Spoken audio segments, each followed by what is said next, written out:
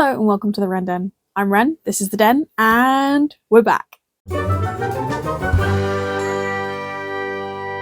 So today's quite a chill one. I basically just wanted to sort of get back in the saddle, show you some of the things that I have been working on in the break that probably won't make it as videos, but I am excited to share them anyway, and sort of talk about plans for upcoming projects, not necessarily in a like New Year's resolution sort of a way, but in general just the kinds of things that I'm kind of excited about getting into. So first of all, things I did in the break. I'm going to start with the thing that took the least amount of time, but I'm really pleased with it, and that's this dice box. I think the front still needs another go over because it's looking a little bit stripy, but I drew some lines on the top.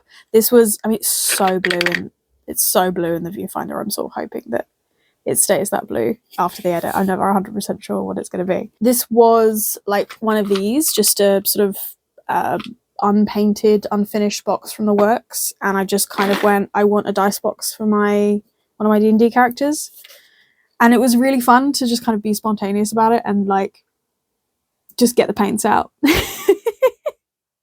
and not kind of plan necessarily what I was going to do or look anything up. The only thing I did with any degree of sort of detail or like finessing, I suppose, I actually covered the inside of here, and I don't know if you can see a little bit the inside of the bottom as well, in some paper that I had that was just happened to be perfect for this. So you can see there, it looks very dramatic.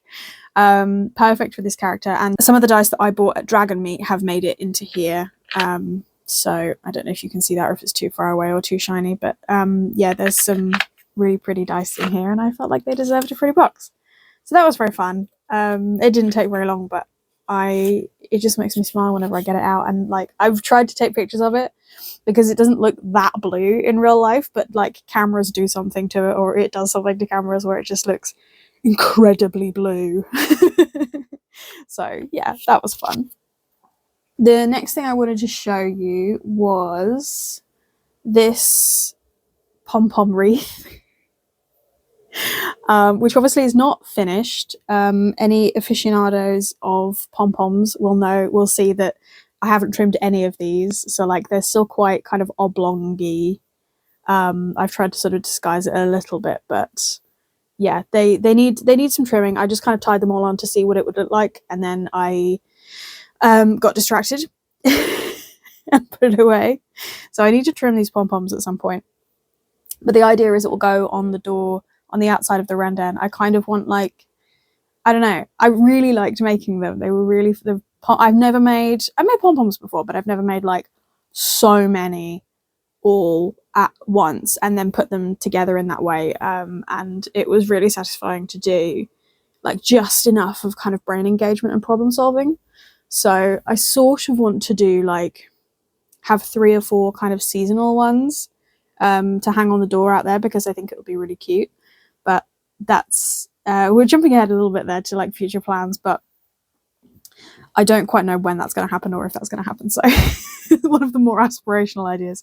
And then I did make this pom-pom out of all of the leftover bits of all of what came in so this was a kit that I got for my birthday, I think, and yeah, so I made this pom-pom out of all of the leftover bits, and that's very fun as well. So what I'm thinking is trying to put it in the middle somewhere, but I might equally sort of try and turn it in a direction and then like slot it in somewhere to be a kind of little wild card one. Unsure. But yeah, that was very, very fun to make. And it needs finishing. It's not done. And I would like to make more. So yeah, 10 out of 10, can recommend making pom-poms. I think particularly now that I've sorted out my yarn, which is another thing that we'll get into at some point, possibly not in this video, because that is still not, I'm sorting some stuff out over there on the shelves, and it's not quite ready for public consumption yet. But I've sorted out a little tray of all my kind of like little yarn gubbins, and I think it would be cool to make pom-poms out of those and do a sort of like remnanty wreath or something maybe. I don't know. Anyway. And then the next thing I did, which was new and I'm kind of obsessed, is I'm making socks now. So obviously I haven't tied the ends in because who wants to do that? And these are not, one is very much longer than the other. They are sisters, not twins, because this was the first one I did. And I did, so you could probably see there is an attempt at ribbing. It was 1 knit, 1 purl. And then for this other one, I tried to do 2 knit, 2 purl. And I think actually that pattern, I prefer that, how that pattern's worked out. So I'm going to keep doing that going forward at the moment. They've got a few tensioning issues, but they fit really nicely.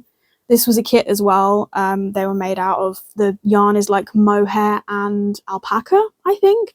So they're like a sort of cold wash, hand wash only situation. So they might be bed socks. But they're really comfy and I'm really pleased with them as my sort of first socks with how they've come out. I think broadly they're not bad. And unfortunately that means that I'm very into making socks now. So this is what I've currently got on the needles, which is a really nice sort of Christmassy yarn. I think this was from Aldi or Lidl. Again, this was not a kit exactly, but like it comes with 2 balls of yarn specifically for like making kind of Christmassy socks. So I'm going to make one of those out of the 2. Obviously 2 socks, 1 pair out of the 2. That's worked up quite quickly. I'm only like 3 centimeters off from doing the heel flap. So that's great. I don't know if I will do a sort of like sock knitting video at some point, because this is also the first time in a long time that I've done knitting, and the most competent I think I've ever been at it. I've taken a couple of stabs at knitting and never quite managed to like figure it out. Something about this has just kind of clicked it for me. I still don't know how to do increases, I guess, but I can do decreases and I can do knit and I can do purl. So, you know, we're getting somewhere. But I'm using the pattern from the kit again to make more socks. So I don't know how much of that it's sort of ethical to share in terms of the process. I would imagine it's a fairly common pattern. A friend that I was talking to said that she does her heels in the same way as this pattern does. So I would imagine certainly all the components are common parts of sock making, but I don't want to share someone's work in enough detail that it could be followed without buying the work, because obviously that's not ideal. So I don't know if that will be a video. It might just be a thing that happens in the background and it's like, look, I've made some more socks. I don't know. I think I still favour crochet over knitting, just because I've had more practice at it and I think it works up faster for me. But socks was the one thing that, like, you can make socks out of crochet, but it really doesn't do the same thing. Like, the textures are very different. So I've always kind of wanted to crack knitting socks. So very pleased to have this figured out. So pleased, in fact, that I have bought some more sock yarn. This is from Moffy and the Squid. This is a magpie yarn, and this is like a winter brambles yarn. I'm obsessed. Seeing these online is kind of what made me go, I actually need to finish the first sock kit so that I can start buying sock yarns, because then I wouldn't know how to make, like, you can't, one could obviously, but I didn't feel like I could buy sock yarn until I knew that I could make a sock. So that was honestly, this yarn was the main impetus in making the first set of socks. And the first set of socks took me about 3 weeks, so I might make socks for people for Christmas. I'm not going to promise anything because I've got to finish this pair, which are definitely for me, and these 2, which are definitely for me. So I don't want to, really queue myself up for the year. We're still in January, just about. So, yeah, I don't want to give myself too much sort of firm plans to do, but it would certainly be plausible to make some people socks for Christmas. So we'll see whether I can get that started early enough in the year to not stress about it. Last year was quite stressful in getting the craft presents done. and I sort of want to kind of do a little bit throughout the year this year and be more kind of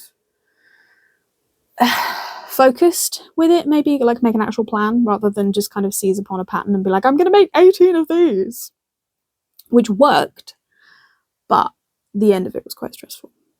Anyway, those are the 3 main things that I've done in the break, I think. Oh, I've also started, and I'll do a video about this possibly like later in the year once I've got more into it, like further into it as a project. But I am doing a year in embroidery, following the pattern from A Little Light Stitchery. I've only got up to the 18th. I'm about 3 days behind, which gives you a sense of when I'm filming this because I need to give myself time to edit. Lesson learned from last year. And essentially what I'm tracking is, so it's like a year tracker. Like you can do like, let's see if I can get it right in front of how's that? There you go. So yeah, it's like a year tracker. You can do anything from like the weather, temperature, types of exercise, types of activities, pages read. I'm doing birds. If you follow me on Instagram, you will know that I got very into birds last year. I'm still very into birds. And this year I am trying to, as my kind of 2 daily habits to sort of keep a kind of mental equilibrium, I am trying to do a tiny little bit of craft, even if it's that's like 20 stitches of a sock. Like the bar is on the floor for this. A little bit of craft and logging a bird, preferably from outside rather than from the window, every day. I'm using eBird to log the birds. Sorry, I've just got completely distracted by the fact that the lights are... I'm working on the shelves at the moment. There's a lot in this room and I'm doing some decluttering and some shuffling around. And the consequence of that is that I need to sort the lights out. So that's why they look like that at the moment. I hadn't realised quite how sort of linear it was until I just saw it in the frame. Anyway, what was I talking about? Birds. So what I'm trying to do here is I've color coded like no birds, 1 to 5, 6 to 10, etc., etc., all the way up to 50. The most birds I logged in a day in 2025 was like 35 or 38 or something. So I've kind of gone way over in working out the colors that I want to use, just so that I don't overreach it and panic. Basically. But the idea is the lower range is all very kind of like natural tones and kind of warm like yellows and browns, and then as it goes up it gets into more kind of like jewel tones of like the reds and the purples and greens and the blues eventually. So as you can see, the beginning of the year, can you see that?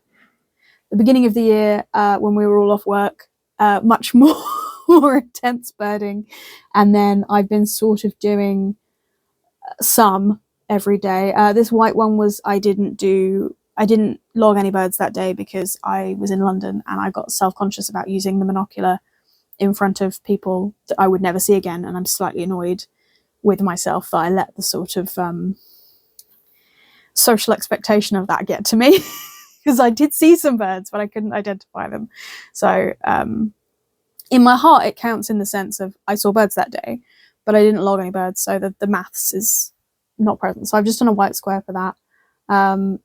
What I've done for January is I've filled in the dates because I was worried I was going to lose track of what number I was on. So I've just written in the numbers with a fabric pen.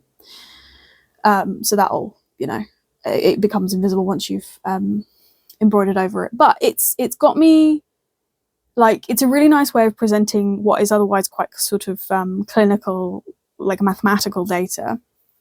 And it's also got me to pick up an embroidery needle again, which I'm really pleased about because I haven't done a lot of embroidery. That's going to be in the frame a little bit.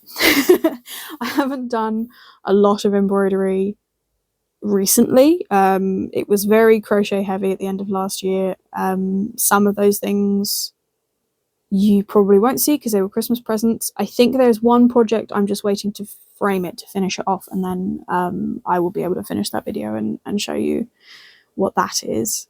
But yeah, pre-Christmas it was a lot of crochet, and then post-Christmas it's been a lot of knitting socks specifically. On the subject of making Christmas stuff a little bit earlier this year, Aldi had their yarn drop the other week, and I went in going, I'm not going to buy anything because I don't need anything, and I have, I don't want to buy yarn unless I have a plan for it. Unfortunately, what I have a plan for is a Christmas jumper that I want to make for myself. And like, if I wait until sort of Christmas time, I'm never going to make it, because it's just the time to make things for everyone else in a very sort of frenzied manner. And like, I'm just never gonna make that space. So probably at some point in the kind of late spring, I'm gonna make myself a Christmas jumper. So I did buy like 8 balls of this nice dark green that I'm going to make the Christmas jumper out of predominantly, and then there's some other fun bits that happen in it, in the pattern that I've got off Ravelry. So I have bought more yarn, and that will be a crochet project. So in theory it should work up quite quickly, because it's like a front panel, a back panel, and then the sleeves, and then you sew them all together. So that shouldn't be too fiddly, but we'll see. What else have I got here? Oh, the other thing in terms of future projects, I really liked the dice box that I made for my D&D character. So I also got a smaller box which has got a little design in the top, and the idea is I'm going to paint it and it be my like DM dice box for when I'm running a game. I feel like I'm talking too fast. I keep going blah blah blah. Sorry if I feel a bit hyperactive today. I'm just excited to like get back into filming and stuff. Anyway, yeah.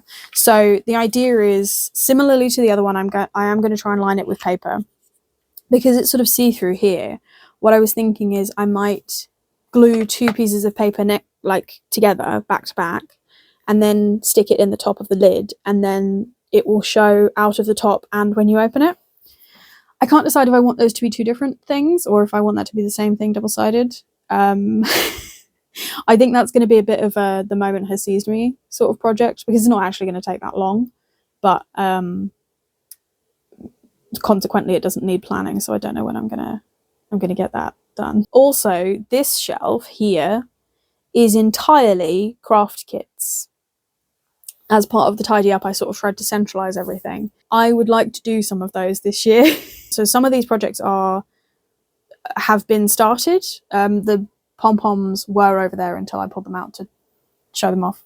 So I want to finish the ones that I've started and like work out how to display them. I want to do some of these, particularly the bigger ones that are taking up a little bit more space. So that's going to guide a lot of what I want to do throughout the year, I think. But also there's going to be some fun stuff. There's going to be, I want to paint some minis. Because I got a bunch of minis at Dragon Meet at the end of last year, and I haven't been able to prime them yet because you need good weather.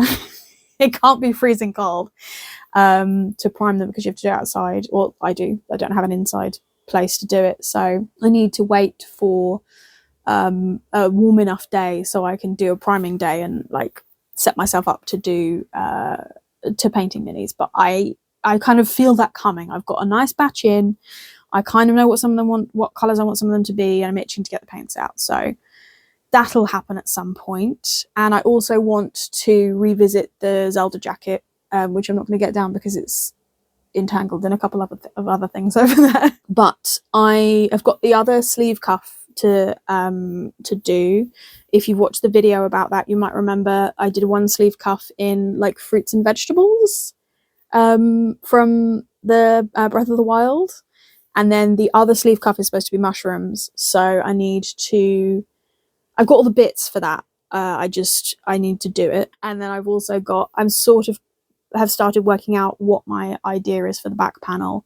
Like, I have an idea for what it should be image wise, but there's a couple of different ways to approach it. So that might be a couple of videos, depending on how complicated I make that. Is that it?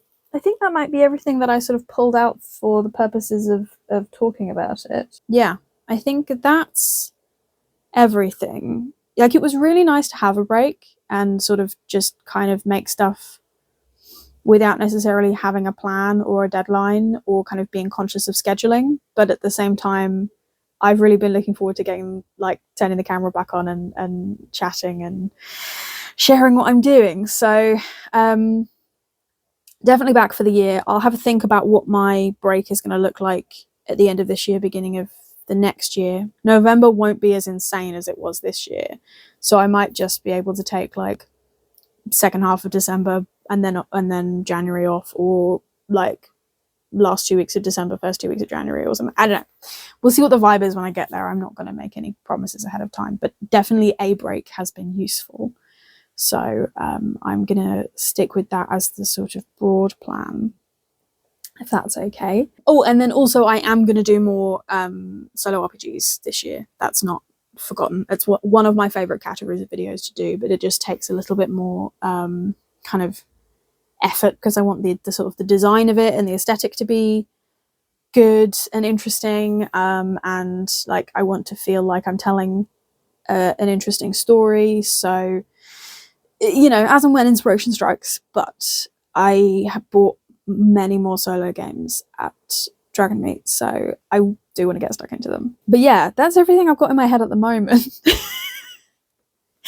It feels like a lot now that I've sort of splurged it out. Let me know if there's anything that you're particularly looking forward to seeing. I can't promise that will change the schedule or how it works. As ever, I am subject to the whims of whatever I feel like doing and what I actually have time to do. But it's always like interesting to hear from what you guys are kind of excited about and looking forward to. So yeah, let me know. Hope you've enjoyed this video. I've really enjoyed it. It's kind of made me realize like I've actually done quite a lot in the last couple of months, given all the givens, and there's been stuff going on as well. So yeah, I'm excited to kind of get back into the swing of things, and I'm glad to be back. So take care, and I'll see you on the next project.